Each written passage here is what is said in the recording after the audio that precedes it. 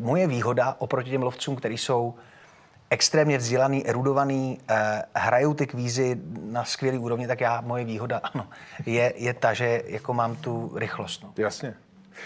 Rozmýšlel jste se nad tou nabídkou, nebo to byla hotová věc? Ne, strašně jsem se rozmýšlel, protože je to přesně to, jakoby vím, čemu budu čelit, že člověk fakt se může jako znemožnit, protože najednou se to udělá ten obrovský jako oblouk a je tady žolík a je tady.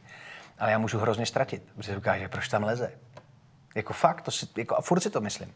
Ale říkám, máme natočený díly a myslím, že to dopadlo jako, nebo že se za sebe, a bez ohledu na to, jestli člověk vyhraje nebo prohraje, protože někdy jsou tam tak dobrý soutěžící, že prostě i to, že jako prohraju, tak je to jako, tak si člověk neudělá ostudu. Mm-hmm.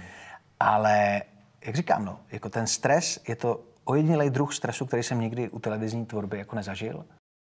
Máte chvilku? DVTV spouští volební vysílání. Rozhovory s lídry stran a hnutí, které budou usilovat o vaše hlasy. A nebude to pokec o fotbale a oblíbených jídlech. Zeptáme se na to, co vás doopravdy pálí. A každému měříme stejně. Za to vám ručím. Pusťte DVTV a udělejte si sami obrázek o tom, komu to hodit.